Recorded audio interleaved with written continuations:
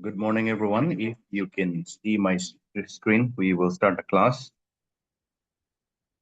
So this morning we will be discussing about, we have discussed this yesterday, and from here we will try to finish the rest.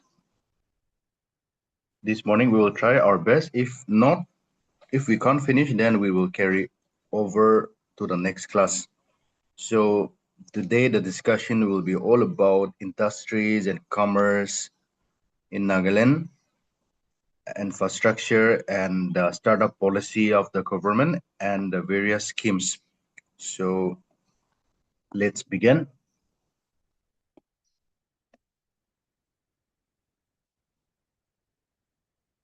Now, when we talk about industries and commerce in Nagaland, ever since the inception of the state in 1963, we have a very unique journey because we started very ambitiously in the 1970s and 80s by setting up various industries like the sugar mill and paper mill and cement factory.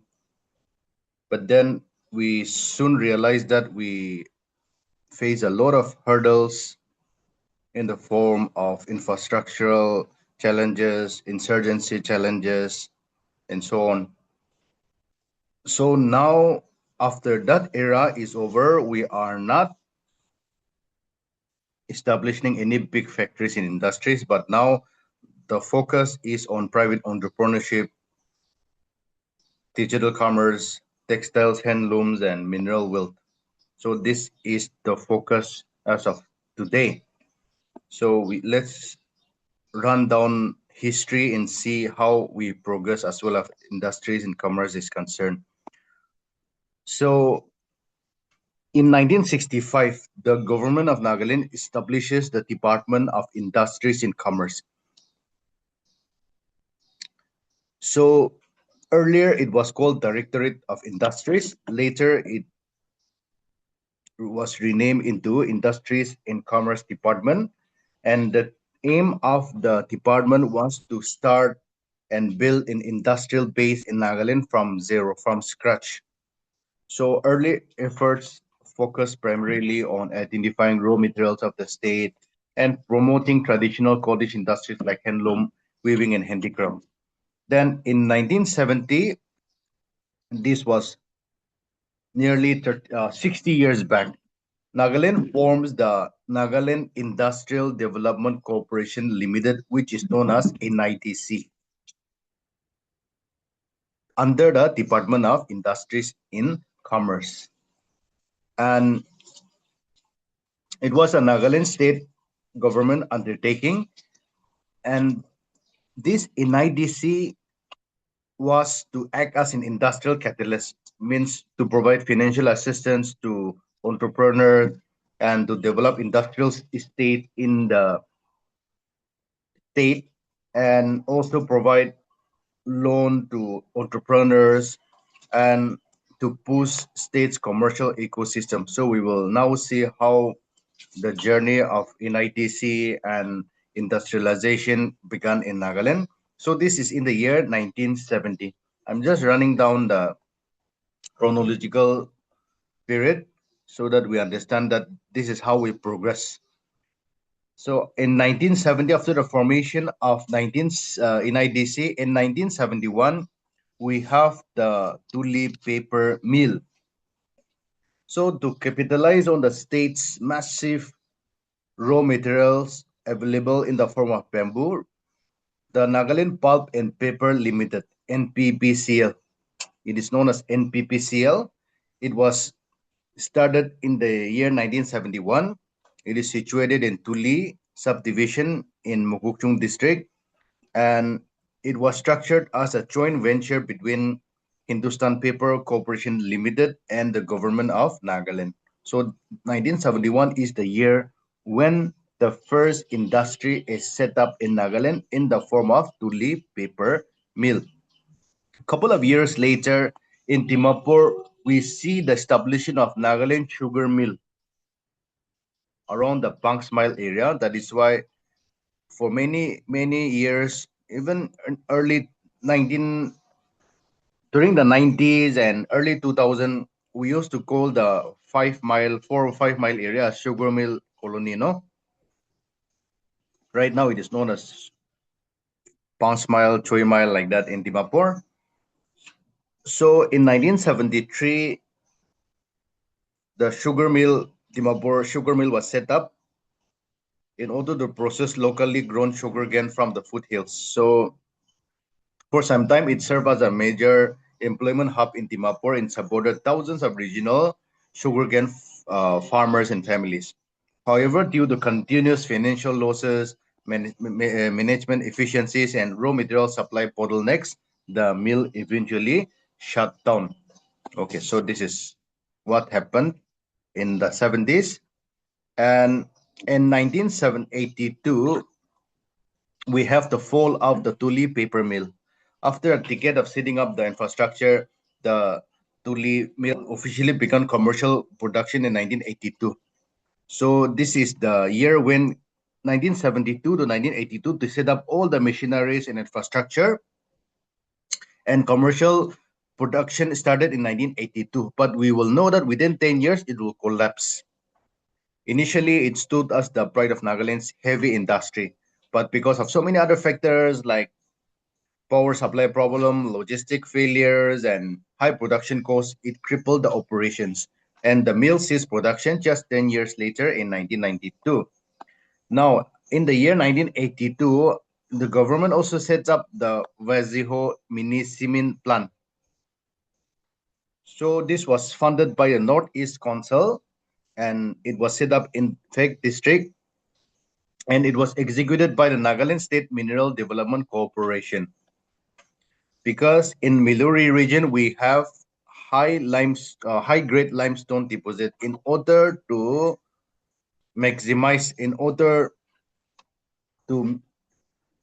take advantage of the readily available raw materials in the form of limestone, the the Veziho mini plant was set up. But then again, we faced several challenges, infrastructural challenges, maybe insurgency challenges, of course, power supply challenges. So again, in 2000, initially it was producing 50 tons per day. In 2008, the government upgraded to 150 tons per day. But still, as of 2026, the cement plant is not functional. Okay, it's not functional. It functioned for some years. After that, like all other industries in Nagaland, it just uh, collapsed. So that is 1982 to 2008. Now, from 1999 to 2006, the government came up with a master plan, which is known as the Kanishnagar Industrial Area. Today, if you go to Danseri Bar subdivision, you will find this Kanishnagar, huge plot of land. The government has bought this huge plot of land, and the since the past 20, 30 years, the government is trying to help entrepreneurs and business people, industrialists to set up and use this area for setting up of factories in the state. So the government bought a 1,000-acre mini township. It was sanctioned by the central government as a sponsor scheme at the initial cost of 30 crores, which is later increased. And inside, the planning was that it will have the Industrial Growth Center, IGC, which is known as IGC Kanishnagar today, and Export Promotion Industrial Park. This was the initial plan. And all this was carried out under the Department of Industries and Commerce, also under Nagaland Industrial Development Corporation, NIDC, because NIDC is also under the Department of Industries and Commerce. So the complex was officially inaugurated in the year 2006. And in 2009, the same area was known as Special Economic Zone, right? Special Economic Zone. So in order to make the area more lucrative for private investors and to tap into the state's agricultural potential, the Ministry of Commerce and Industry, that is the Union Ministry, formally notified that around 50.70 hectare, that is roughly 125 acres, and Kanishnagar will be declared as a special economic zone for agro and food processing sector in 2009. So today it is known as AFSEZ, which is known as Agro and Food Processing Special Economic Zone. It is located at Kanishnagar under Dimapur district. It will be now Chumu, and it is the first and only special economic zone in Northeast India and one of the few exclusive agro food products SEZ in India. So this after this, there was no major development in the state. So from 2010 to 2026, we are now shifting from large public industries to MSMEs and entrepreneurship. So the old model that the government applied was that government set up the factories, but then it failed. No, now the new model is we are now trying to encourage private entrepreneurs, small scale industries, food processing and agro industry startups. So this is the way to go. The way forward is this in Nagaland. Okay, so this is a brief history, chronological history of the genesis of industrial development in Nagaland from 1972 to 2006. Now, let me just spend 2-3 minutes each discussing about this units. We have the Industrial Growth Center, Ganesh Nagar, which is called IGC, and it is located at that place that I told you about, where the government bought huge acres of land for industrial development. We will discuss this in more detail in soon. So, for the Industrial Growth Center,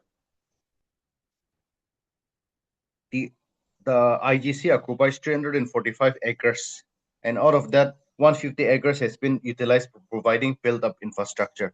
So inside the IGC, we have developed plots as well as underdeveloped plots, and the remaining amount of land we are giving it to, like I said, entrepreneurs and business people to set up their factory sheets as per the requirement on lease pieces. See, in order to run a factory now, or if you're running a small industry, or if you're running any production company, there are lots in Dimapur today. You need a you need you need a factory sheet in order to store your raw materials. No, Kodon is like that. So if your shop, your enterprise is in the city, you cannot have your godon there. So this is where industrial growth center in Kanish Nagar comes in to help the business people. There's another center called IIDC in Kirubema. You will see this between Kohima and Dimapur. It's on the National Highway, Integrated Infrastructural Development Center at Kirubema.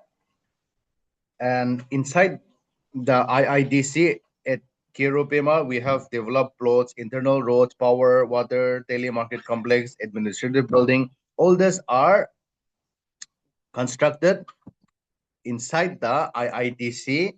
And again, these are constructed in order to help interested entrepreneurs and industrialists who want to set up any type of industry.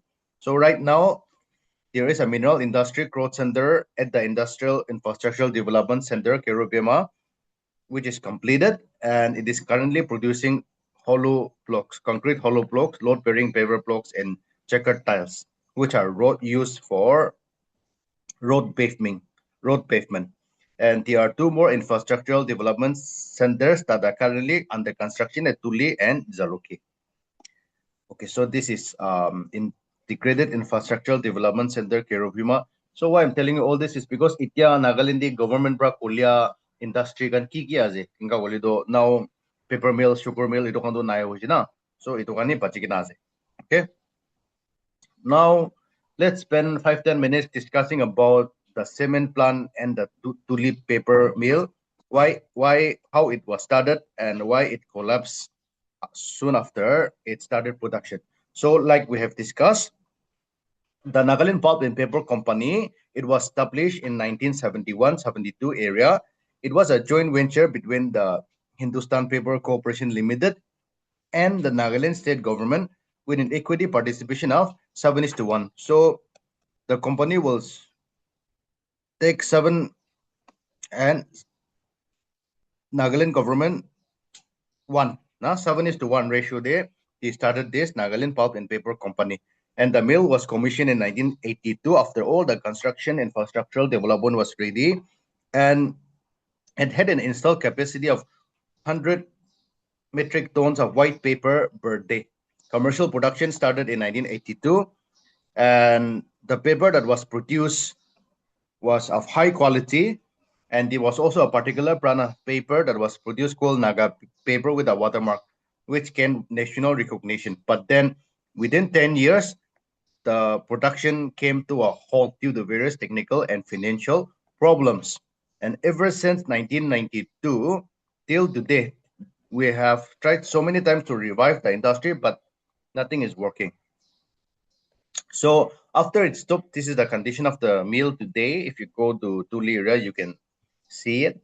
After it stopped production in 1992, NPCC Limited was about to be declared a sick industry, but it came under the Port for Industrial and Financial Reconstruction, which awarded a revival package of rupees 552.44 crores during in 2006 during the UPA government.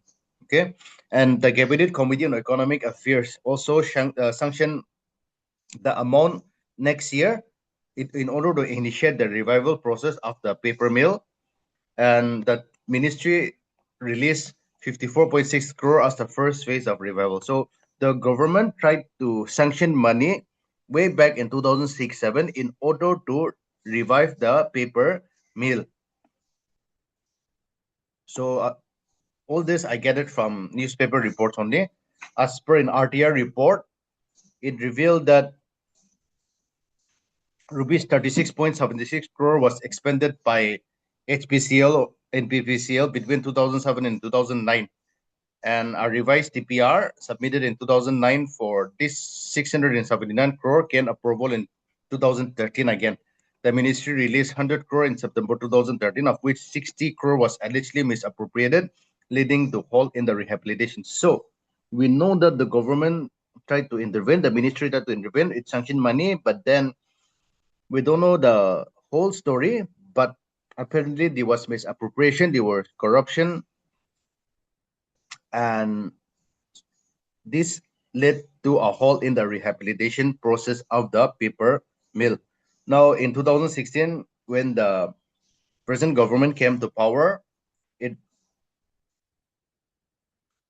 put the mill, the company, for liquidation in 2019.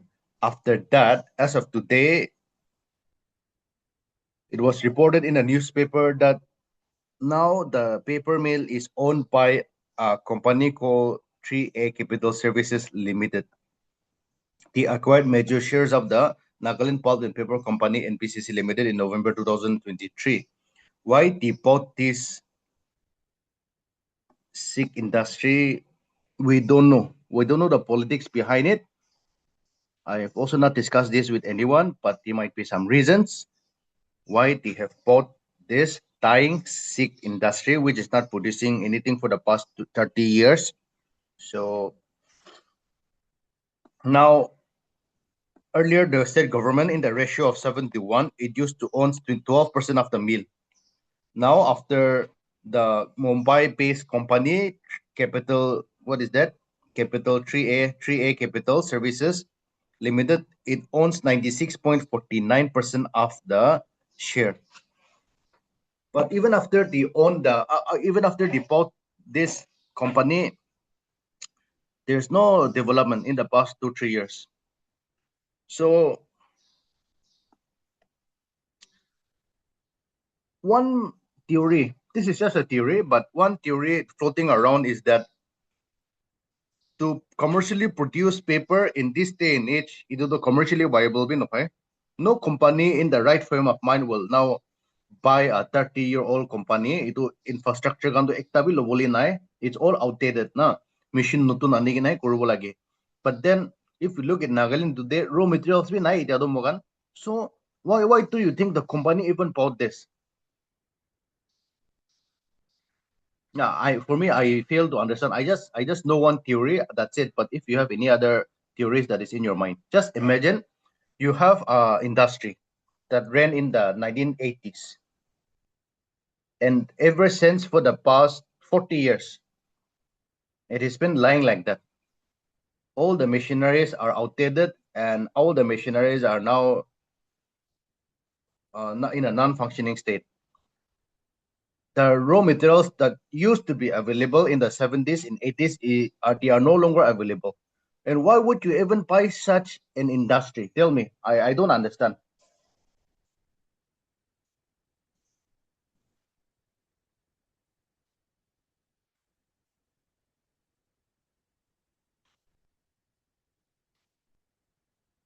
No theory. Maybe he wants to convert black money into white money.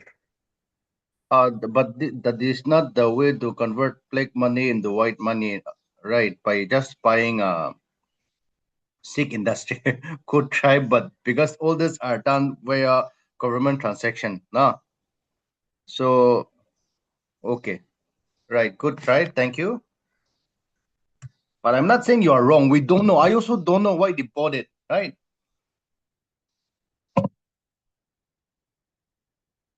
And our politicians might also be involved in this because at the end of the day, you see, we think that the politicians are serving the people. Yes, they're serving the people, but at the end of the day, politicians are also business people only. You know, Donald Trump, Modi, all these are just business people. No, so politicians will also be involved.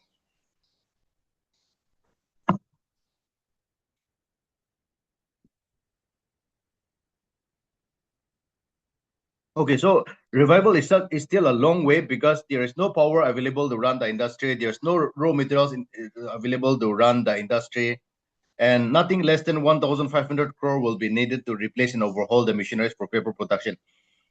So the theory that I have is that, see, the land that is acquired for this is massive.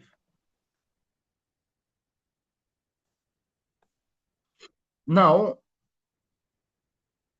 I think this is just my this is just the thing that I heard. I think they are not focusing on running the paper mill, but this land is already compensated land.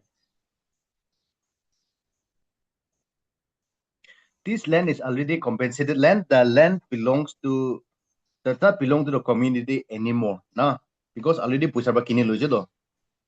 Now there are lots of resources and minerals inside the land.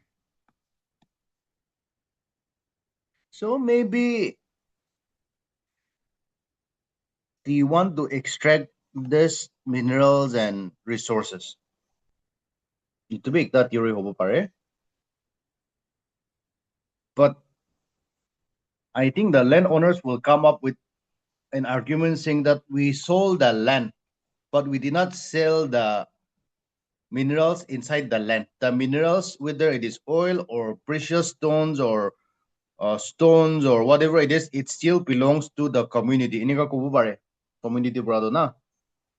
So that is the argument used, no? Even today, I mean, Nagaland, we are so smart. Our landowners, I've come across people in Mokokchung and Kohima. If you buy a piece of land, after some years, again, the landowners will come and ask you some form of money, or you have to give money every year, something like that, saying that you bought the land, but you did not buy the bond. I don't know what do they mean by this, but apparently this is the argument that is used. You bought only the land, but you did not buy the bond. So we can come up with various reasons in order to defend it. So let's see how it progresses in the coming years. You also keep an eye on this, in which direction this will go. Now, what about the cement plant at Vezejo? Yes, it was initially commissioned for 150 tons per day. In 2008, it was increased to 1,050. 150 tons per day. That is around 3,000 bags per day. Now the cement plant, however, stands defunct as of today. Now, what is the status of the cement plant?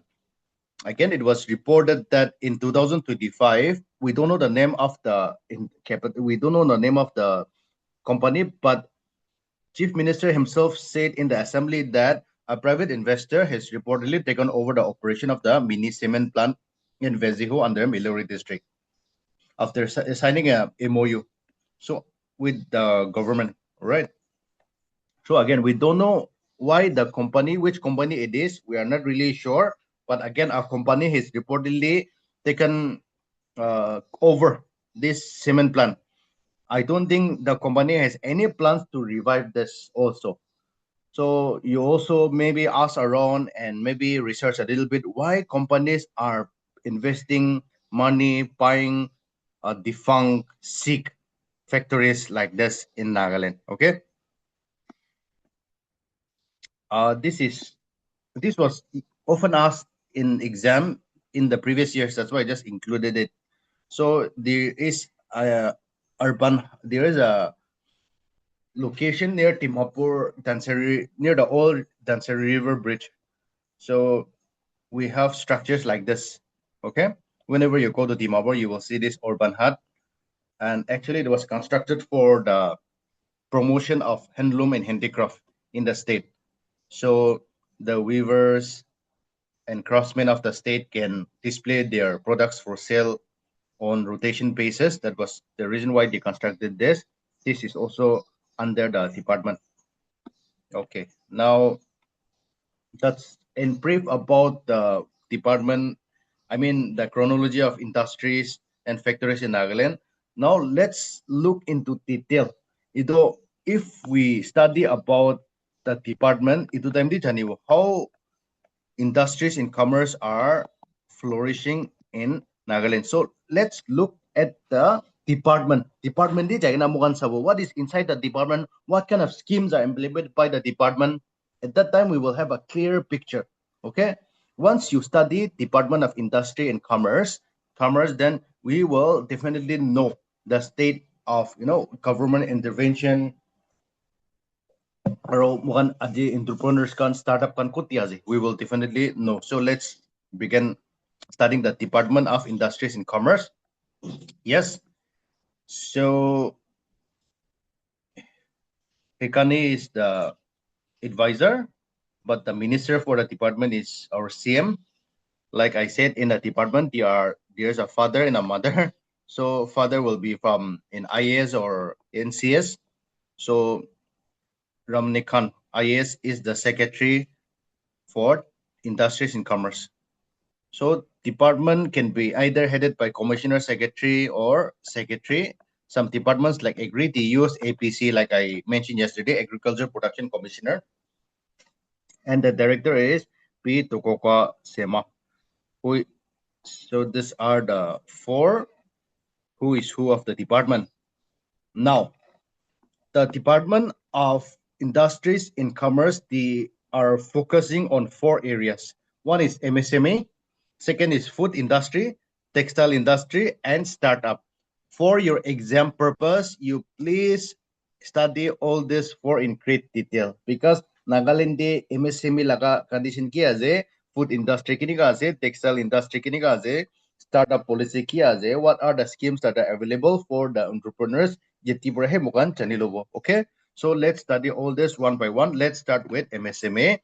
Oh, okay. So before that, in Nagaland today, we have, if you are an entrepreneur, if you're running a business, you do something called the Udyam registration. Now, so in Nagaland, as of today, we have 59,665 who have Udyam registration, and there are 366 startups registered in Nagaland, which is a very good sign as far as numbers are concerned. And under FSSAI, if you are manufacturing, if you're producing any food items like pickle or anything, any food items that is to be sold in the market, you need a registration under FSSI registration lagi. So as of 2026, in Nagaland, we have 1,144 units registered as food units under FSSAI. So it's we sometimes think that okay, we are going nowhere, but you see, there is an economy of women entrepreneurs. Tangan mo kan nambi na jane, but there are so many moms and aunties and sisters and so many women entrepreneurs. Education be nice, training be nice, but they are simply sitting at home, most of them, and they are producing pickles and bakery items, and their products are available in various outlets, shops, and bakeries in the state, and they are earning a stable income through them. So if you go to a bakery out at the abani ne ki ko na biscuit kan no libe ido ki kan local produce kan sa shubili do, you will have a small piece of paper ido di tatitaka FSSI registration guna likina dagibo. Okay, because in order for them to sell their product, the department of medical department lang under the they need to go and see the place, how it is produced, whether it is meeting the standard requirements or not. So all this comes under your FSSAI. And today in Nagaland, see, we have more than 1,000 units that are registered as food processing units. And there is a scheme for entrepreneurs. And under this, we have trained more than 2,500 beneficiaries. All right. Now, before we go to MSME, under Department of Industries. Under Department of Industries and Commerce, we have corporations and institutions. So these corporations and institutions have been registered like a company under the department, under the government. Okay. So we have corporations like NIDC, and we have luxury hotels and and Kohima like Jaffo Hotel and Saramati Hotel. All this comes under they have to come under one company, na? Itu kan tagiwo. So we have first the NITC, Nagaland Industrial Development Corporation. For hotels, we have Nagaland Hotels and Tourism Development Corporation Limited, yete NHTCL. We have Nagaland Tool Room and Training Center. We have an excellent training center in Dimapur, which is one of the best training centers for skilling. They offer various kinds of skilling courses. So Nagaland Tool Room and Training Center is in Dimapur, and we have Nagaland Handloom and Handicraft Development Corporation for promotion of textiles and handicraft and handloom. And so these are the four corporations and institutions under the Department of Industries and Commerce. I hope this is clear. No, there should be no confusion. Now we'll also study this one by one, but before that, let's go and study the four that we discussed about MSME, food, and startup policy. So let's start with MSME. What is MSME? You must have heard about MSME a lot because it's always in the news. So micro, small, or medium enterprises. This is the abbreviation of MSME. And how do you qualify whether you are a micro enterprise, small enterprise, or medium enterprise? The yardstick that is used. So what is an enterprise? So enterprise is a business, any business engaged in manufacturing or service provision may qualify as MSME, and it is based on the following investment and turnover. If your enterprise investment is less than 2.5 crore and your turnover, your revenue is not is less than 10 crore, then you come under micro enterprise. I believe that most of our enterprises, startups in Nagaland, we will fall under the micro enterprise. We have also have small enterprise. Investment should be less than 25 crore and your annual turnover should not exceed 100 crore. This is your small enterprise. And for medium enterprise, investment should not be more than 125 crore and your annual turnover should be less than 500 crore. Okay. Now, under MSMEs, let's look at some of the schemes that are available for the entrepreneurs and business people of the state. The first, the very famous PMEGB, Prime Minister's Employment Generation Program. So this is a scheme that has been in around for many years, and a similar scheme has been launched even by the state, which is called Chief Minister microfinance initiative. Both runs on the same principle. So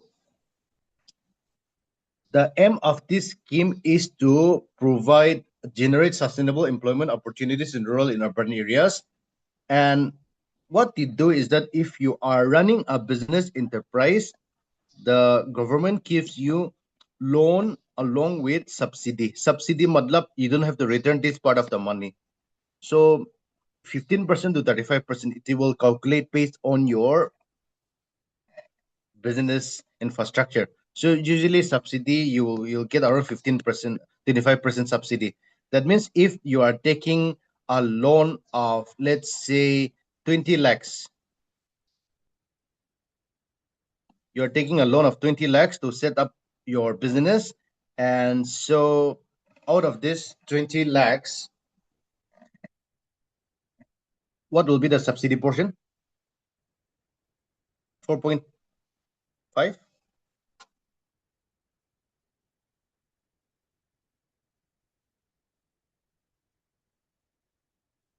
5 lakhs. Okay, so 5 lakhs will be free. You don't have to return this money. No? Iniga, this is one scheme. And there's another scheme called Credit Guarantee Scheme for Micro and Small Enterprises. And it provides collateral free loans to MSCs. And so this is also a scheme to give you loans up to 2 crores for your industries. And another scheme is called PM Vishwakarma. This PM Vishwakarma scheme is for you, for any artisans in the country. If you are someone who is engaged in any kind of artisan work, like weaving or anything, you can be registered under PM Vishwakarma. Skill training will be provided, and tools will be provided. Training will be provided, and even loans will be provided. Okay, itu big eh? There's another scheme called Aspire. Promotion. The aim is to promote innovation and entrepreneurship in rural areas and provide financial support for livelihood business incubators and skill development. So this is also another scheme.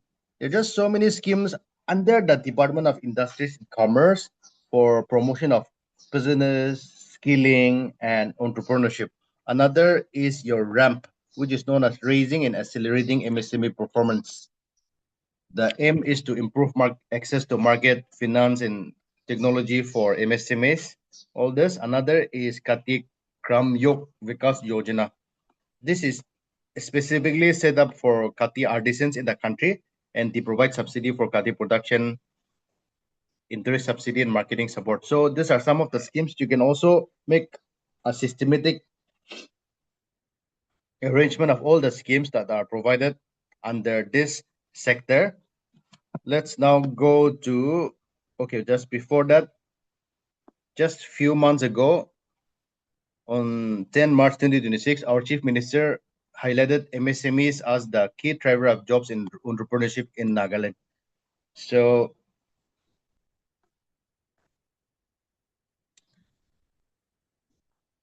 let's look at some of the numbers here. Okay, so this is already discussed. We have around 48,655 under OJAM registration. Out of this, 48,464 were micro enterprises, which is good. And 175 were small enterprises, and 16 were medium enterprises. That means we have micro, small, and medium. We have medium enterprises 16 and small enterprises 175.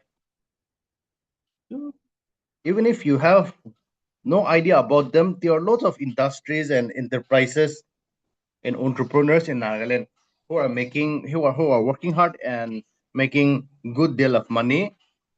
So that's about MSME. Now let's go to your food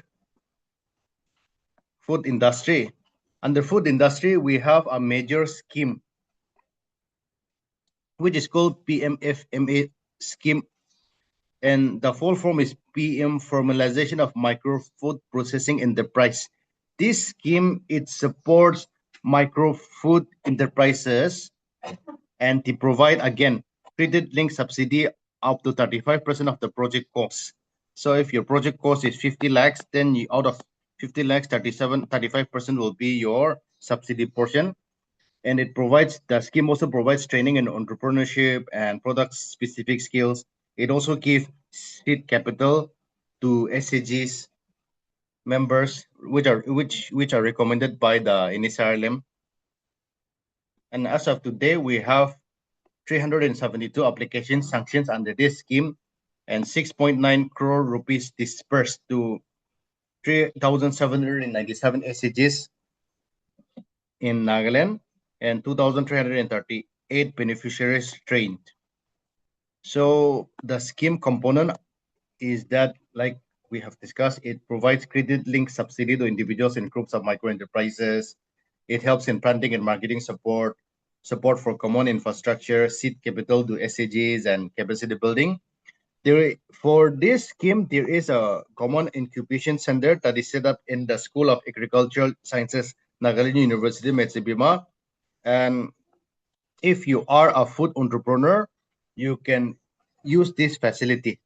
So, like for beverage processing, canning, dehydration, pickle making, primary processing line, walk and cold storage, food testing lab, all these are in Mitsubima SAS campus. So this has also been brought under this scheme. So this is one major scheme that is floating for food industry. Now let's go to textiles.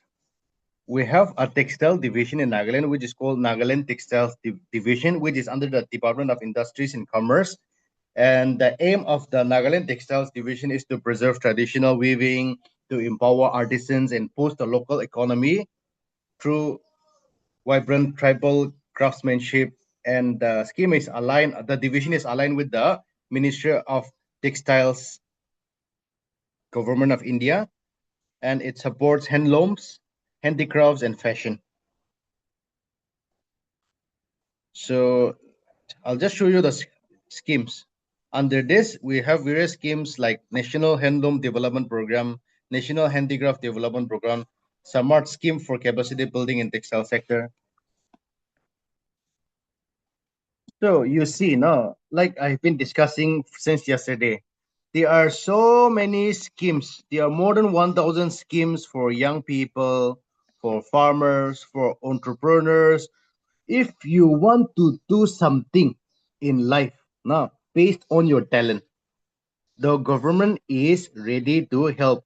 Yes, it is not like you push a button and everything will be made readily available for you, but you have to run around, you have to meet people, you have to push papers, and there are so many paperworks involved, mostly done online. But my point is, there are so many schemes available for young people, for entrepreneurs, for business people, for farmers, for artisans, for every other thing that we want to do. There is help, there is scheme. Now let's look at Nagaland Startup Policy 2019. This is specifically mentioned in the syllabus, so I think even if it is a little, it might be a little boring for you, but please pay attention to this because I'm sure there's a question coming on this. So the Nagaland Startup Policy 2019, officially known as Nagaland Startup Development Scheme. It was launched on 26 Feb 2019 by the government of Nagaland under the Department of Industries and Commerce. And the Department of Industries and Commerce is the nodal agency for the implementation of this startup policy. And this policy has been designed aligning with the National Startup India program. And the aim is to establish Nagaland as a model startup hub in Northeast India by fostering a culture of entrepreneurship, nurturing creative and innovative youth, and enabling them to build successful startups that create jobs and contribute to a sustainable economy. So for Nagaland, we know that we don't have any room for government employment. Job creation bin government cannot give more jobs now. 1.4 lakhs maximum ceiling bungi jaise. Job creation go finance to collapse right? Now kiman vacancy youth can do government employment pabo. But in order for the economy to run, in order for the economy to grow, we need people who are not job seekers. Just remember this phrase: job seekers and job givers. All of you, most of you attending class today, you are a job seeker. All your life, you have been taught in order to get a job. Na school di pradam di, college di pradam di, pura pichi to kam ekta babo lagi, kam ekta babo lagi, kam ekta babo lagi. That was what your parents said. That was what your teachers said. That is what you had in your mind. But have you ever thought, I will not become a job seeker, but I will become a job giver? Job giver. You will give jobs, right? And this is the difference. We can promote economy. The economy can grow only when we have a lot of job givers within us. If you open an enterprise, you can employ 10 people. After that, it will slowly increase to 20 people, 30 people. There are enterprises in Timapur employing more than 300 people. In Mugukchung also, one of the biggest enterprise in Mugukchung will be Longpuk Holdings, which has 2 hotels and printing press. I'm sure they employ more than 200 people, or maybe more. No? So this is the difference. And even if you are not employing people, but if you are running a startup, there's no way that you cannot employ people. If you have a startup, at least you need minimum 5 to 10 people employed. That means you are a job giver now. No? So I think we should move towards this concept of job giving and not job seeking. Because even if you are to be very frank, again, this is what I've been telling you all this time, but then if you have a government job, I'm not against government job, but you get a stable income like 50,000 per month or 70,000 per month, 30K per month. And this remains fixed. Your life is just fixed for the rest of your days. But if you work hard and run a startup, initially your income might be 5K or 7K, but the graph will just keep on going up as long as you're working hard. No? And after working for maybe 5 to 10 years, you don't even have to give much of your time and energy to the startup. It will run on autopilot mode. It will become a big asset for you. Then you can focus on another project. Now, so that is what the government is planning. We can no longer employ more and more people in the government sector. It is already so saturated. And so young people should move towards startups. Young people should move towards entrepreneurship. Young people should move towards skilling. Demand emphasis could be because Naga youth can do. There are so many hardworking, visionary people among us. But unfortunately, most of us have been ruined by education. I'm sorry, but most of us have been ruined by education. A person coming from Bihar or Bangladesh, Assam, they are hardly class 3, 4 pass. Takando kobo education bit nai. That's why they are willing to do any kind of work. But for us, we have an education degree, BA with 8.6 CGPA, MA degree, MPhil degree. Because we are educated, we don't want to work. No, this is the situation today.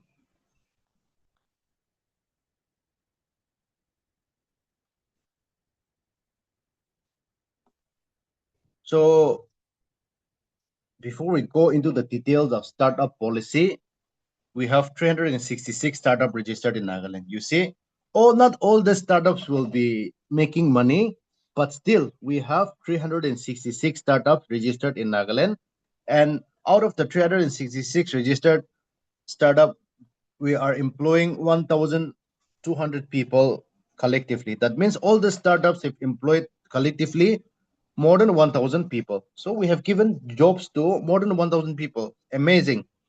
58 crores of annual revenue generated by Nagaland startups. We have 5 incubation centers, and it is recognized as Startup Nagaland is recognized as aspiring leader by Department of Industries and Trade in 2009, 21, 22. Okay. Now the under Nagaland startup policy, all the sectors are supported: waste management, logistics, agriculture. You want to start any company on waste management, logistics, that is delivery, agriculture, food processing, biotech, tourism, handicrafts, robotics, and STEM education. All these sectors are supported. And now let's look at the startup policy. There is a document. I can share the document with you after the class. You can go through the document. But let's look at what is inside the Nagaland startup policy. So, as defined by the Government of India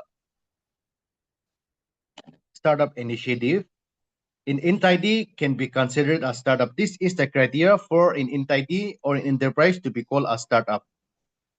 So, the date of the registration of your business should not be more than 7 years. Or if you are engaged in biotech sector, then the date of registration should not be more than 10 years. The first is 7 years. For biotech, it's 10 years. And your annual turnover, it should not exceed 25 crore for any financial year. Turnover does not mean profit, okay? It means the number of kikobo. Abo lang revenue to. Abo ni saman pikir kuri na. Puisa kiman ahe na. From here, you might be getting 1 crore profit or only 1 lakh profit, but the amount should be less than 25 crore for your enterprise to be called a startup. And your startup should be working towards innovation, development, deployment, or commercialization of products, processes, or services driven by technology or intellectual property. So an entity that develops a business model based on some innovation and makes it scalable for achieving commercial success. This is the definition of a startup. And the startup should be registered in Nagaland, and the founder or the co-founder should be an indigenous inhabitant of Nagaland and employs at least 60% of its qualified workforce from the local population of Nagaland. This is the criteria set up by the Nagaland startup policy. And the startup, your entity, your enterprise should not be an extension of your family business or formed by splitting up or reconstruction of a business already in existence. It should be a new enterprise, okay, not an extension of another business. Okay, so this is the eligibility criteria. And what is the Nagaland startup policy, bro? For entrepreneurs, what is the benefit given to entrepreneurs? Let's look at them. The first is GST reimbursement. You know that if you're running a shop, if you're running an enterprise, you have to pay GST to the state government, to the central government, based on your turnover.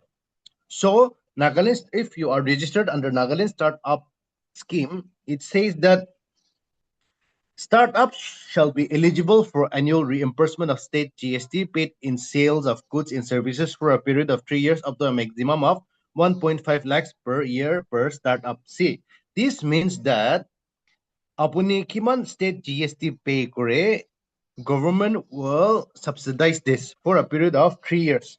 Maximum 1.5 lakhs maaf kore dibo. Apuni karne idu GST bill do na reimburse kore dibo. Now, if your startup is woman-led, makibura start kura laga enterprise asigoli do, additional 30% reimbursement up to or 2 additional years shall be eligible for woman-led startup. Okay. So this is the first, which is called GST reimbursement. All right. Now, next, seed grant. In order for your startup to support your startup, the government will give a one-time grant of rupees 1 lakh. Next is digital upgradation subsidiary. Now, for buying of machines, for your startup to scale up, for any digital upgradation, the government shall provide subsidy at 50% of capital expenditure for purchase of computers, smartphones, related hardware and software, broadband connectivity up to a maximum ceiling of 2 lakh. That means for your startup, if you are buying any digital infrastructure, phones, laptops, computers, printers, internet connectivity, up to a maximum ceiling of 2 lakh, the government will give you 50% subsidy, which is good. Again, if you are running a startup, then we have to look at your power bills because you'll be operating a lot of machines. No. So the startup policy says that startup shall be eligible for power subsidy at 50% of the actual cost bill, subject to a limit of 1 lakh per year for a period of 2 years. Okay. So power subsidy be 50% per a table under this scheme. And if you are doing patent filing, that money will also be reimbursed. Startups selected under the startup policy shall be eligible for reimbursement up to 100% of the actual costs, which includes all your fees for patent filing, with a maximum ceiling of 1 lakh for domestic patent and 1.5 lakhs for women-led startup for filing domestic patent. So this reimbursement shall be payable 50% after the patent is filed and the balance 50% after the patent has been granted. Okay. Next is marketing and promotion assistance. Startups shall be eligible for 50% of the actual marketing and promotion costs incurred by a startup in listing fees for online and offline advertisement, in-store promotion, publishing or digital marketing materials, trade show participation, market research, subject to a maximum of 2 lakh per startup. Say, maximum amount of 2 lakh for now, which will include 50% of your marketing and promotion assistance that you do for your company, that you do for your startup. Okay. So these are some really good interventions that the government has in place for entrepreneurs and startups in Nagaland. Now we go to, there is a clause in the policy which is women-led startup. If there's any enterprise or any business establishment under this startup policy, which is led by or which is founder do magio lagi na, which is founded by a woman, then again the scheme provides additional help. So the criteria is that shareholding, 51% of the shareholding should be by women, either individual or collectively, and should not be more than 10 years now, that company. So it should be registered under the Company Oldest Act, and then women should be actively involved in the day-to-day management and operations of the startup. The chief operating officer, chief financial officer, chief technology officer, ito one to magi lagi, right?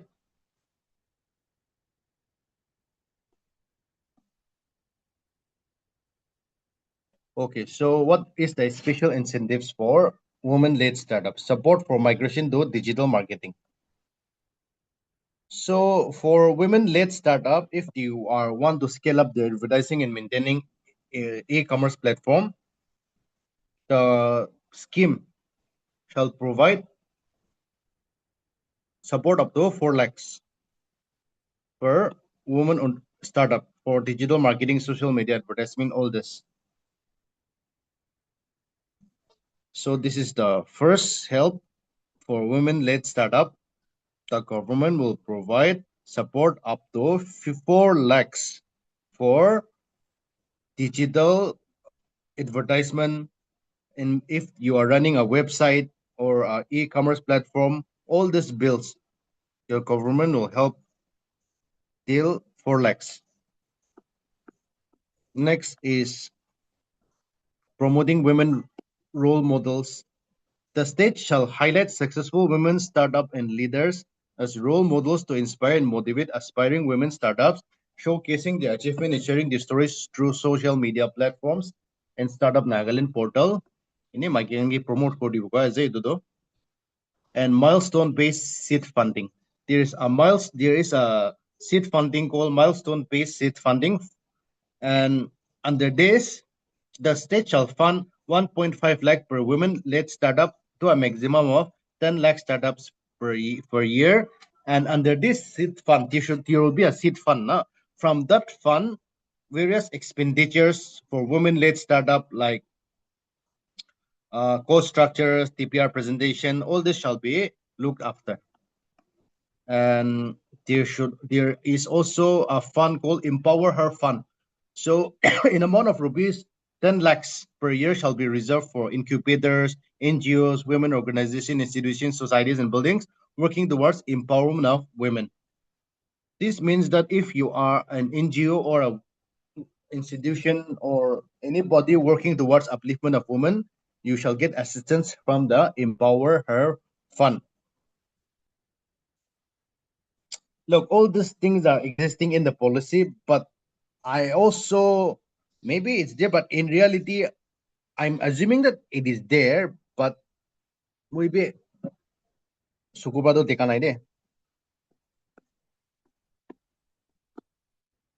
But I'm not saying that it is only in paper. It must be existing, just that I have not personally interacted with the officials, and since I am not running any startup, so I don't have any experience in this. Maybe kitab ti takado he kweza bunyangi. Or if you want more practical things, how practically things are implemented, you have to go and uh, share or discuss or get real life experiences and stories from Naga entrepreneurs from the field. Okay, so let's finish this startup policy and we will take a break for 5 minutes and come back. There is also an incentive, special incentive for person with disability. PWD startup lakabi as there.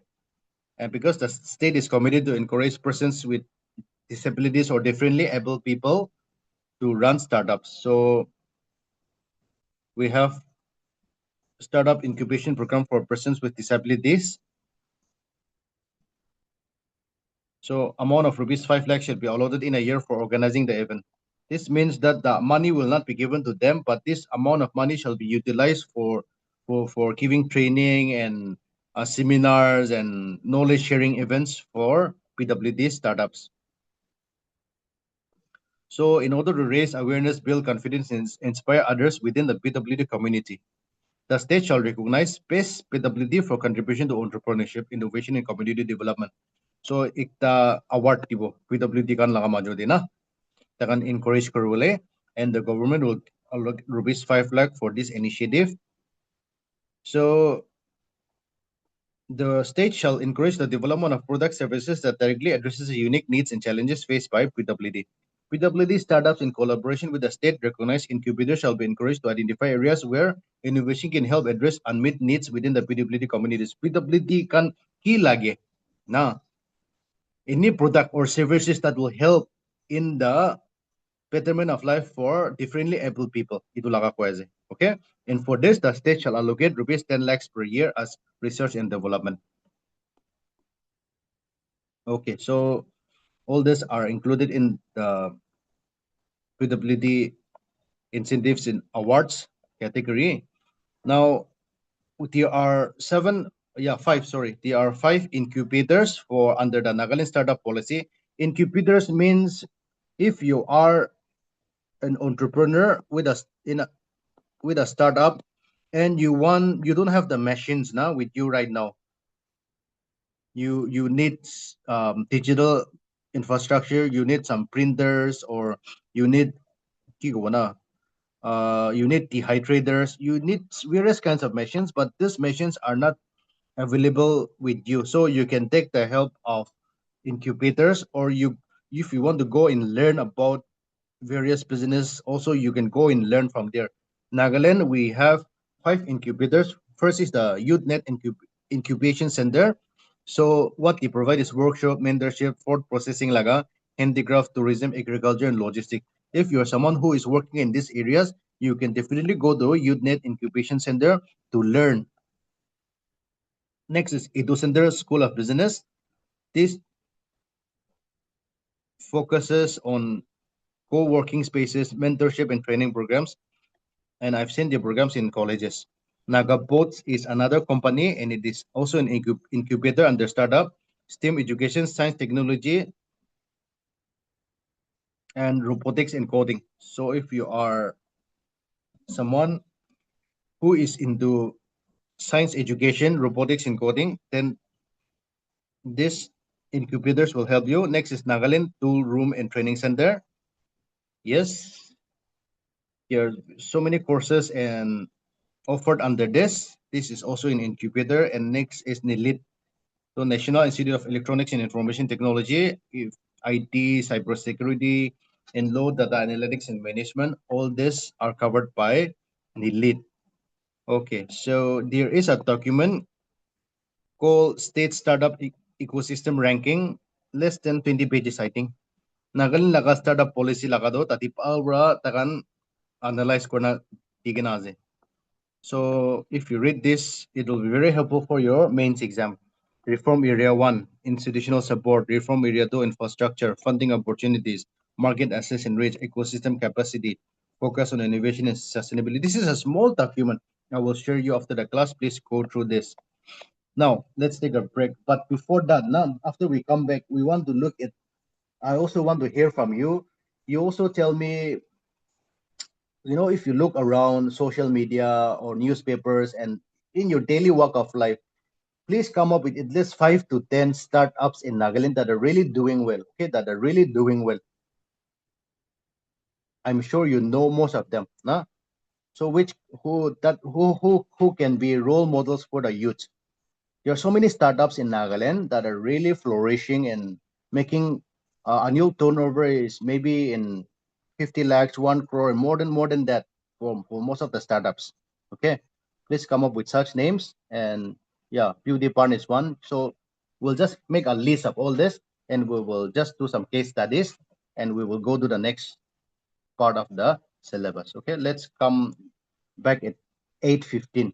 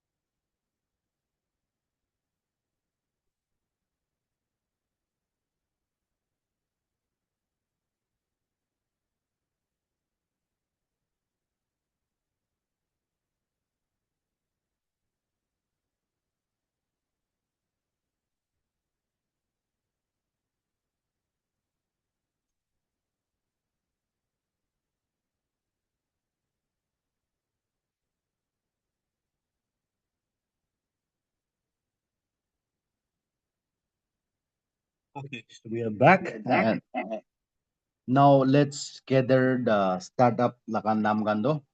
PewDiePie, 80 coffee. Aro? There are more than I can list 20, 30 successful startups. You can list only two.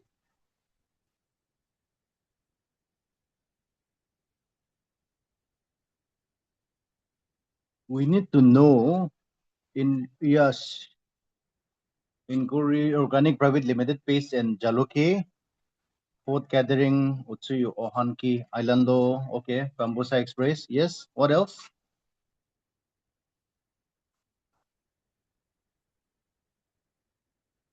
Arabi Pishare, Naga Ed, yes. Good.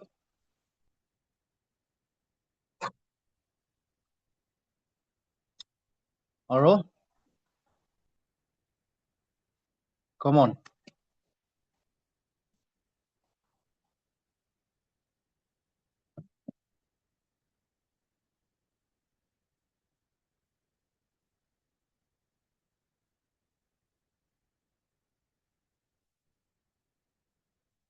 Bus itna hai.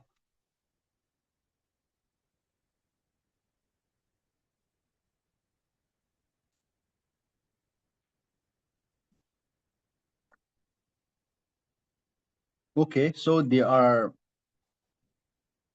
more than 40, 50 startups that are really doing well.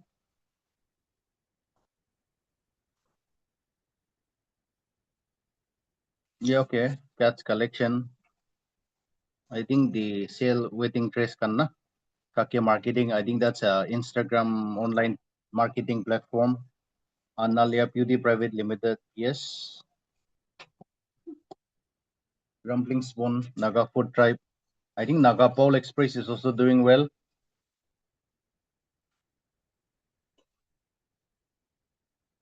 Right. So if you were to ask me out of the 50, just mention five. That this is just my list. That I see them doing really well and innovating and also making profit and also impacting lives. I would say that for me, the top five startups in Nagaland, the first would be Naga Ed.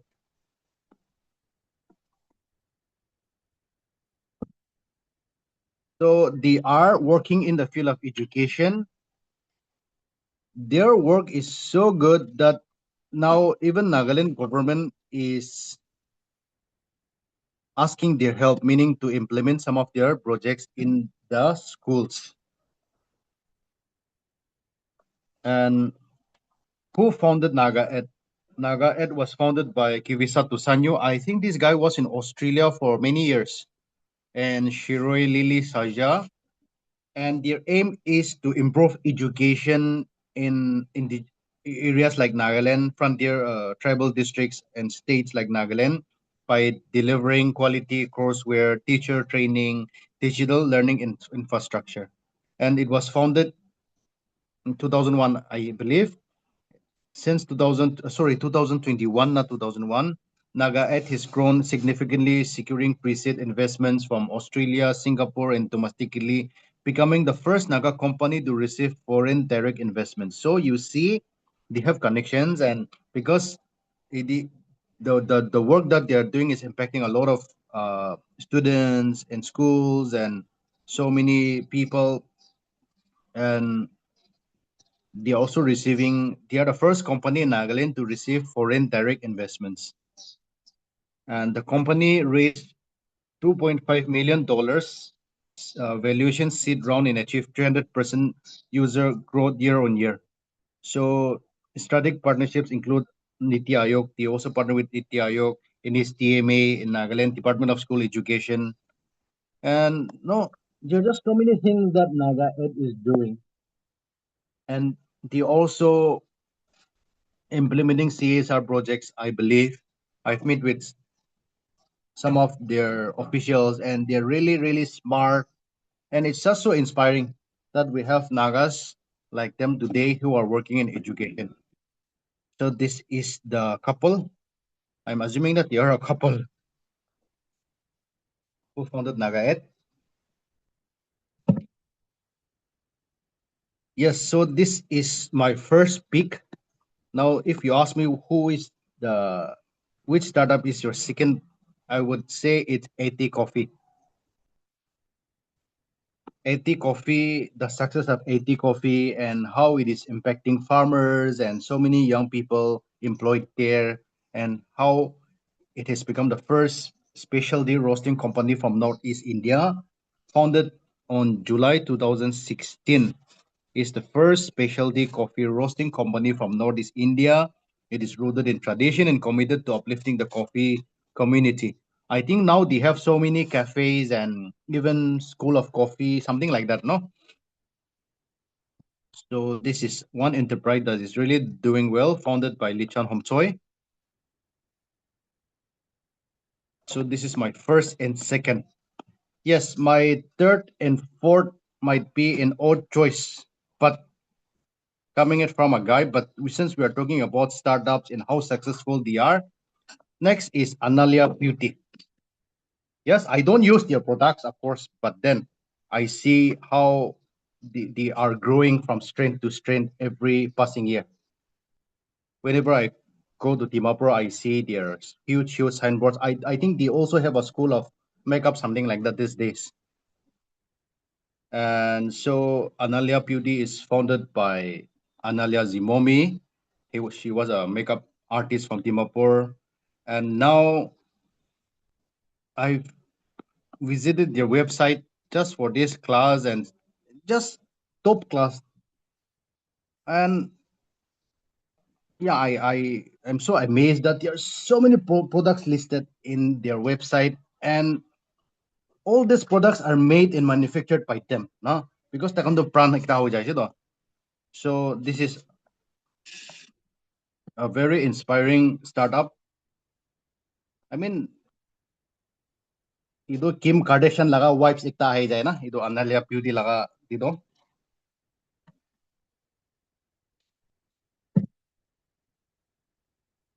I don't know who is their other sisters, Chloe Kardashian gan, ito Kendall Jenner gan, I don't know.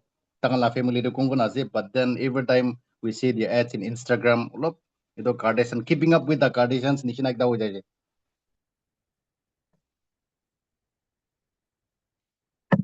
But it is so inspiring to see a Naga entrepreneur and startup flourishing and doing so well in this field.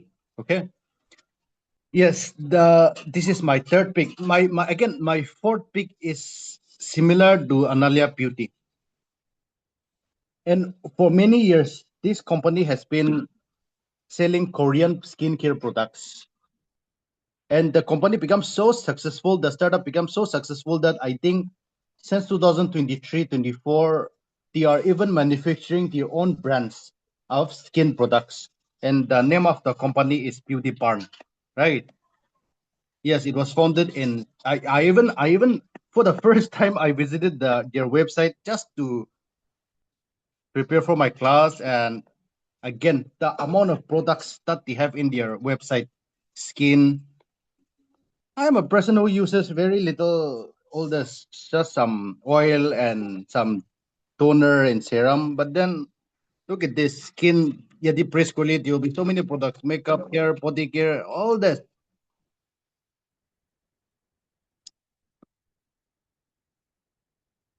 It was founded in 2017. It started as a small venture from. It was founded by Tonaili Chopi, and it started in her apartment, and it is grown into a successful marketplace for Korean beauty products. It is sold all over the country today. Now, and the product, that in-house beauty brand founded by Tonali, is called, I don't know how to pronounce this. Is it pronounced as Ilimi?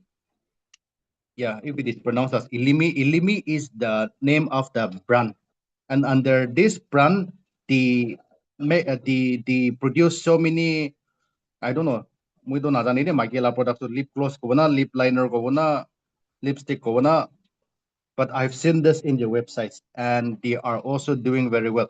If you go inside, I have visited their store once in Dimapur along with my wife, and the amount of Korean skincare products that they have, na, it's as if like you need to learn some Korean language in order to even visit the store. The people who are sitting inside the store are also looking just like they have been imported just a few days ago from South Korea. Yes, the products are expensive because most of them are imported, and but then you just, I've never seen anything like this, so I'm just expressing my astonishment, because for a person who uses very little skincare products, it's just so amazing.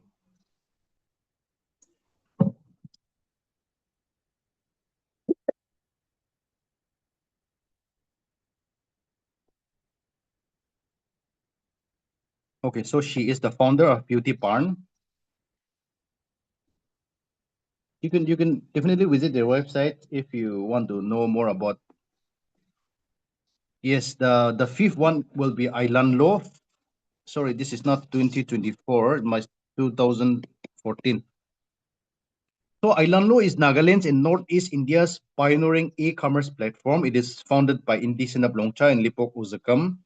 And again, the amount of products that they sell in their website, and they also have come up with their own brand, which is called Kitty Culture. Kitty Culture, laga products can kiki tagibo, including pickles and green tea and coffee. All these are in-house products by Island Law. So how they are connecting with local farmers, artisans, and entrepreneurs and selling their products is just amazing. And so, yes, as the other entrepreneurs, there are so many other startups. Like again, Coal Mountain is one very successful green tea products. Kan kibagurado. And there's also one enterprise for mushrooms in Dimapur. I don't know what is the name of the enterprise. Again, very successful. And you have food processing industry di Pishiaze, like your Pambusa Express, Nagapaul Express, or delivery day online express can be iniga. There are so many startups that are doing well in Nagaland. Okay. And we should take yes, we should take inspiration from them. I feel that even in program na youth program kan dito ito alak kan do namati wala oh, all these government officers can kika ito kan do we should all these MLAs ito kan namati wala we should inspect call this we should in fact call these people because they are the ones who start from scratch. They know the market. They have first-hand experience, and they are the ones who can really inspire the youths. No, okay.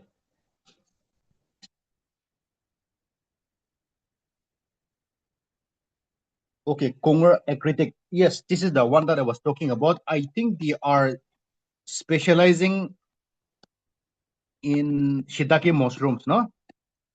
Shiitake mushrooms. And this guy is all over the place. I mean, so successful, and he is like well sought from all quarters for giving trainings. He's just a mushroom guy in Nagaland. I forgot his name. Dr. Sosang, yes. I think his name is Dr. Sosang Longamer. Okay. Right. This is all about startups, and we have so many upcoming startups. There are youths in Nagaland who are designing video games. I forgotten the name of the company, but it was started by one Angami guy, okay, in Kohima. Our dimensional games, they've even won some awards globally. We have startups like Tabernacle and just so many coming up. We should support them. The government should definitely support them. And we should also encourage them by using their products. Okay, let's now move on, and we've discussed about MSME, food, textile, and startup in Nagaland. Now let's look at the corporations under the Department of Industries and Commerce. The four corporations: NIDC, NDDC, NHSDC, and NHDCL. And briefly, very briefly.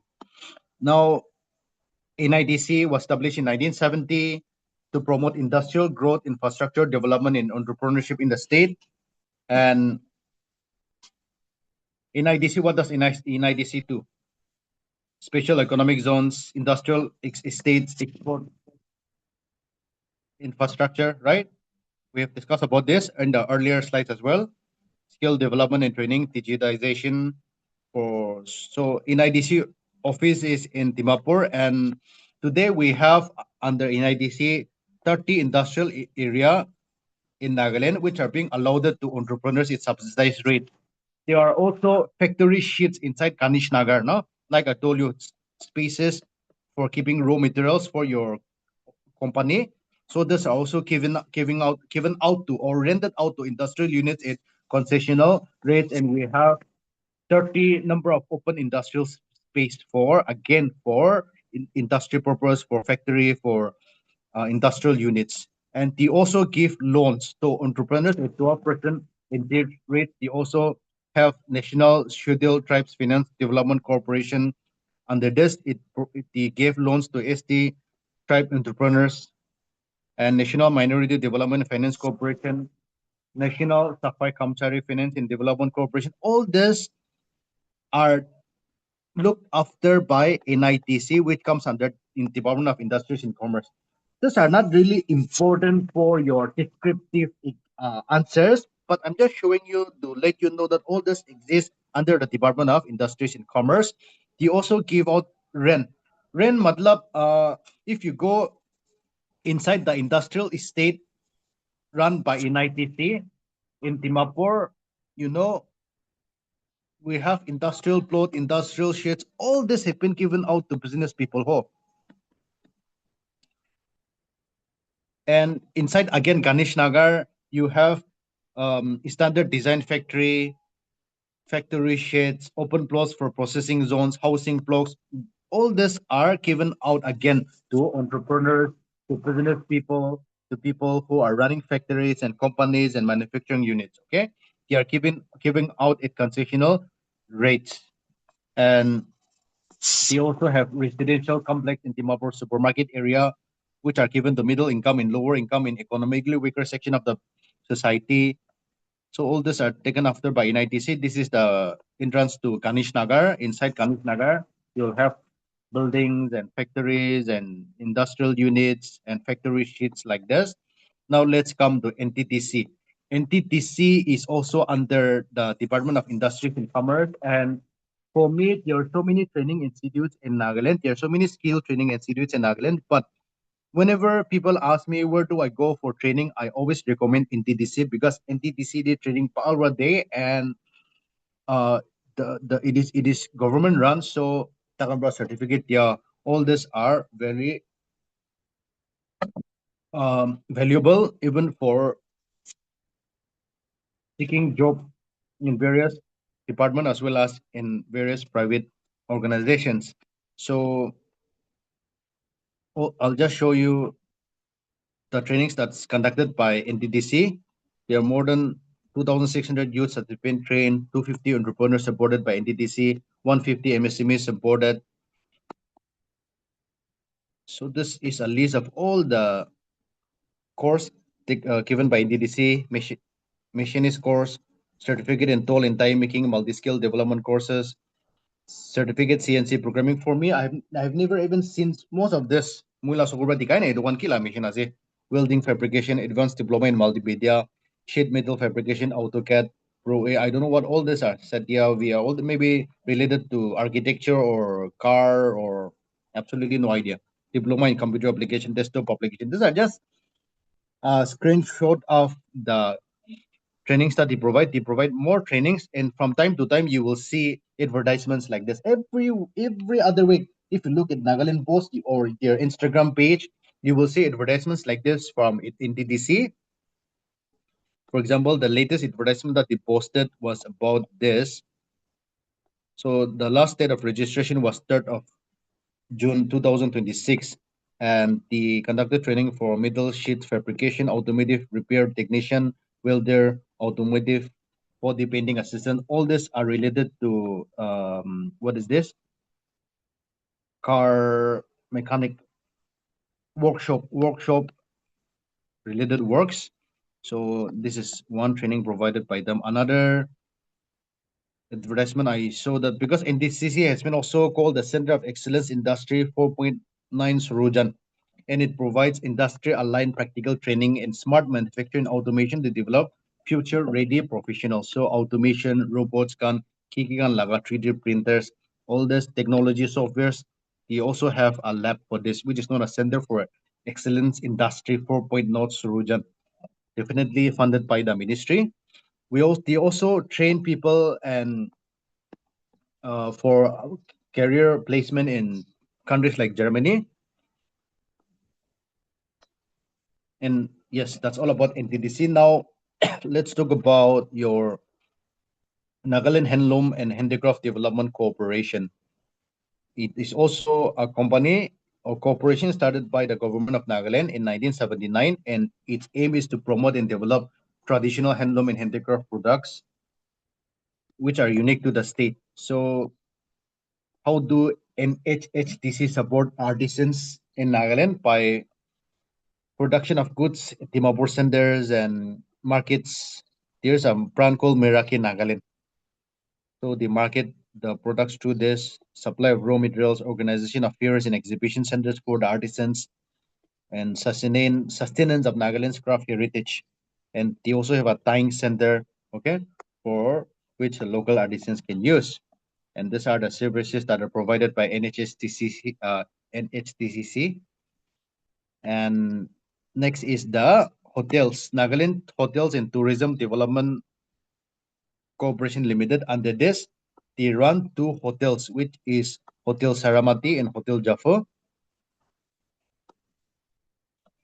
And there's one more, which is called Nagaland Kati and Village Industries Port.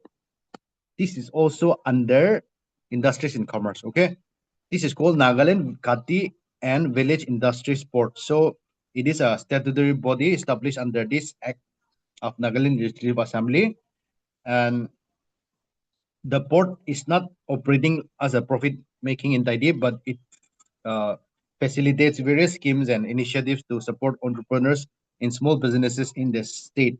In Nagaland, if you want to apply for a PMAGB loan, then it is done through the NKVIB. So, what does NKVIB do? It gives it facilitates PMAGB loan to entrepreneurs. It provides entrepreneurship development training, capacity building, all this. And these are the services provided by NKVIB. I'm just not even explaining because I'm just showing you all this to let you know that all this are under the Department of Industry and Commerce. Now, I want to discuss this. Now, this is part of the syllabus, no? Trends and challenges, including industry and commerce infrastructure, startup policy, schemes, etc. Now, in order to have a comprehensive preparation for your mains exam, you please prepare accordingly. Since we have to discuss other topics as well in your syllabus, I cannot discuss all this in detail. But this morning I have prepared one comprehensive, um, well, how do I put it? Rundown of the syllabus where I feel that you should focus on this. So once you are, if you're someone who is genuinely preparing for mains exam for this topic, under this we had agriculture, and earlier in before this we had agriculture and land tenure system. So excluding that from industry, commerce, infrastructure, startup policy and schemes, etc., you please prepare like this. Okay, you make notes like this, you mentally prepare like this under this part of the syllabus under economy Nagaland. First, you look at the major industries in Nagaland today. So the major industries in Nagaland are agro processing industries like pineapple, kiwi, ginger, turmeric, Naga King chili, etc. No, then we have bamboo industry, bamboo furniture, flooring, bamboo handicrafts, bamboo charcoal. This is in handloom industry. We have traditional textiles, handicraft industry, cane, bamboo, wood carving. All this can be covered under handicraft industry and tourism. Hornbill Festival, Suko Valley, you can mention all this.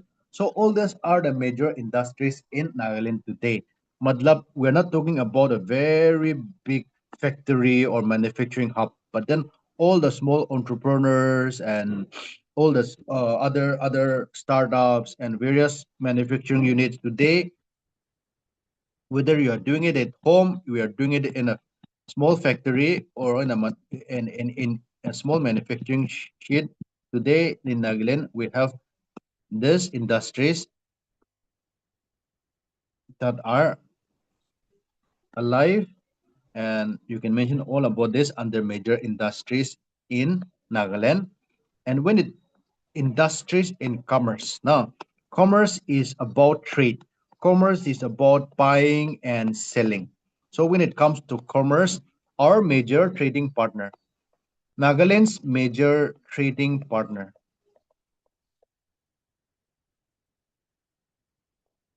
our major trading partner is Assam. We buy most of our products from Assam. Nah. So under commerce, you mentally prepare that the commercial centers in Nagaland can be Dimapur. Then yes, Chumukidima is coming up as the major commercial center of the state. Kohima is also a major commercial center of the state. Mukukchung is also a commercial center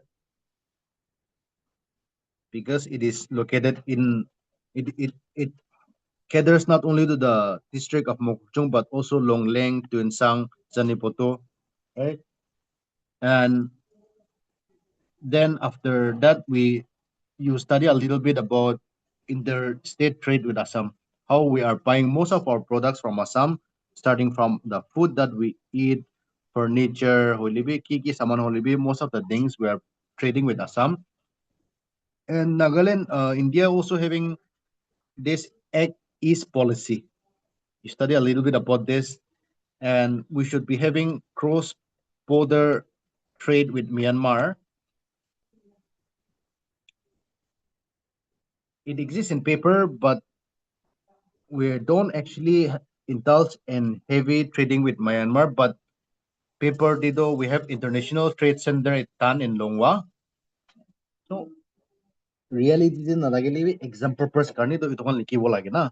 So, mention about this ACE policy di olop Purigina, you mentioned about International Trade Center that is located at Tan in Longwa, and then about the importance of cross-border trade with Myanmar. And under commerce, you also mentioned about digital commerce, how online business, e-commerce, digital payments, logistics are taking up in Nagaland. Now that will cover under commerce part, na industry part, commerce part. No, about infrastructure. Infrastructure related to economy. Okay. Now, when we are talking about infrastructure related to economy, then we have to mention first roads. the national highways. We've already discussed Trans-Nagaland Highway. This is the foothill road, which is currently under construction. And the PMGSY roads. PMGSY roads are those roads that are under PWD RNP department, and the government of India sanctions money for construction of PMGSY roads in the rural areas, connecting one place to another. In Nagaland, in a year, the government sanctions about less than five, maybe 3 to 4 PMGSY roads every year. You can look in internet where the PMGSY roads constructed. Railways, Timapur, Zabza, Tuli. Yes, Timapur, it has been the commercial railway station for all these years. The present Zabza line is under construction. Tuli, you see, Tuli, na, for some reasons, earlier passenger train used to come till Tuli, but now it has stopped because of what one or the other reason. And now train comes till Tuli, but these are goods train, not passenger train. So whatever raw materials that are there in Nagaland, like bamboo, stones, all this are transported via the goods train that comes via Tuli. But plan is there to bring passenger train till Tuli. Once this comes, then this will be like a gateway to Nagaland. Because I feel that um, for this is just my observation, but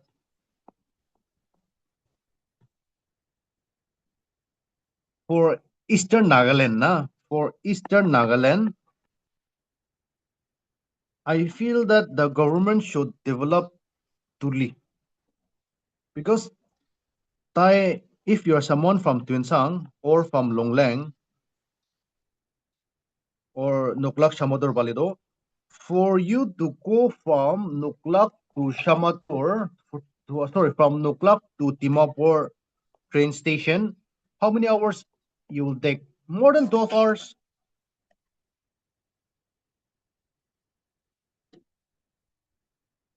More than 12 hours, Lobo. Yes. Even from Tuensang, you will take roughly 8 to 9 hours. And I'm sure, Nuklak Laka night service pass, Tuensang Laka night service pass, Kando morning day start Koribula because it will take a lot of time now for them to even reach. Yes.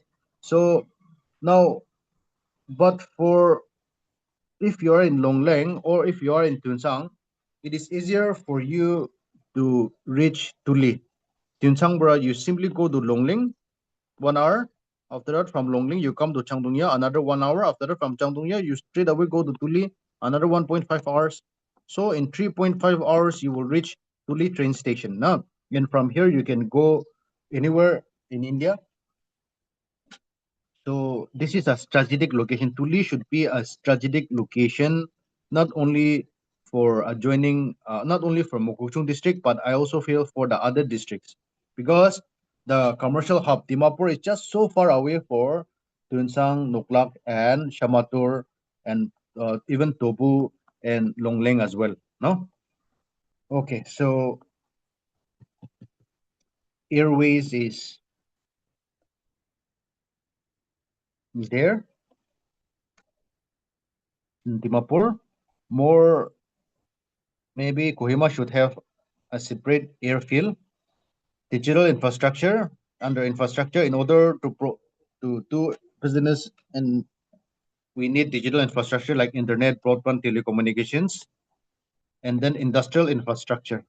You have your industrial growth center and your special economic zone, Kanish Nagar, IITs, NTDC, all this, it will come under infrastructure. Okay. So now the three topics: commerce, commerce, and infrastructure. You study in this systematic way. Now comes your Nagaland startup policy. Now, which we start by saying that Nagaland government jobs cannot absorb everyone. We need entrepreneurship and innovation in the state because we need to be job givers, not job seekers. We need investments, women entrepreneurs, youth entrepreneurs and some of the challenges that are there in the field of startup in Nagaland. That is about startup policy under schemes. Maybe in the future classes, while discussing about central schemes, I will explain some in detail. But in agriculture, because like I said, we don't know really what they mean by schemes in the syllabus. But since it is coming under economy, I'm assuming that it is those are the schemes that are related to infrastructure and economy and agriculture. Agriculture, I think these three are important: MVOC, NER, PM Kisan in RKVY. Under livelihood Manriga, I refuse to call by any other name. Okay, even though the department has changed the name, I will not call by the new name. You abuni nijo kobi. I will just call it Manriga and NRLM. Itu kun itu kui tagi ho. Maybe again some other schemes they will convert it into ini kabi ahibu para de pichi de.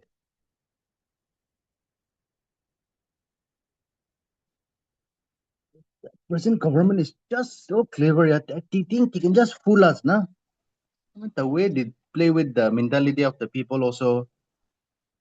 We also have a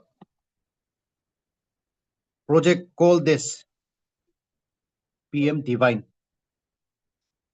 That means what they're indirectly saying is that the PM do isor as was na divine as was ito. They're just coming up with just the abbreviation just to let us no keep on saying these things again and again and again. You can come up with more than 10 acronyms like this, where indirectly they are just trying to promote one thing or the other. Yes, these are very controversial things to say, but yeah, I can't help it. In the infrastructure, you can learn about PMGSY schemes for construction of road, employment, PMEGB, micro enterprises, startup India schemes. So those are the schemes that we can learn. And for you also make some notes about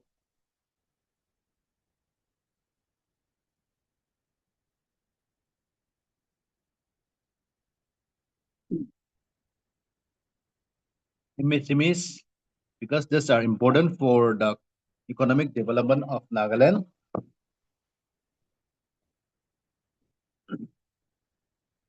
Its meaning, importance, challenges, government support, and role in employment.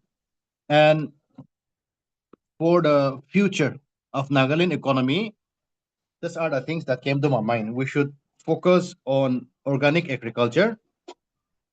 Itu tap karo lagi. It's high time we tap this organic agriculture lagado na. If Sikkim can do it, we can.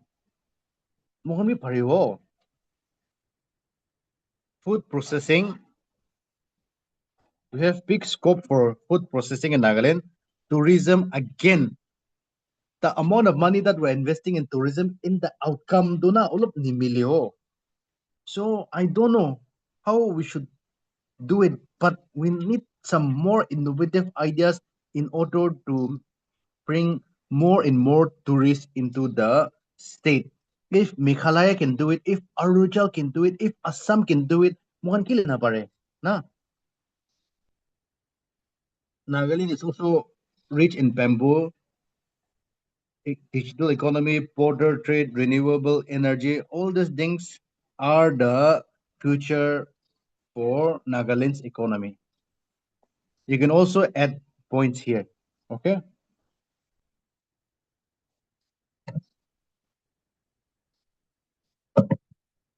What about proposed Dimapur Digit Rail project? I don't know the present status of this. Yes, but it to be lagi because Digit I will do it's very easy.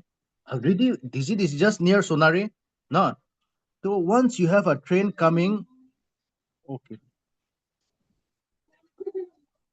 Once you have a train coming from Digit till from Sonari from Assam till Digit, then it again leads to economic regeneration. It leads to economic upliftment.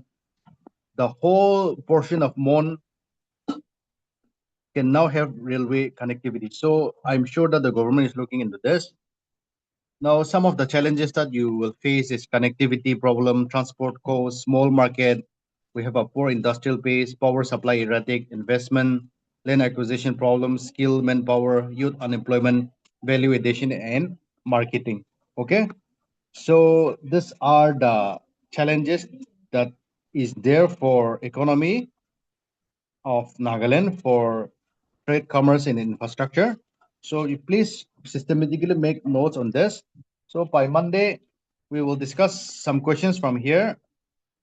I've listed down 12 questions. I cannot discuss all the 12 questions. Maybe 3 or 4 I'll discuss, and then we will start another topic on Monday. Okay. So that's it for today. I'll see you on Monday.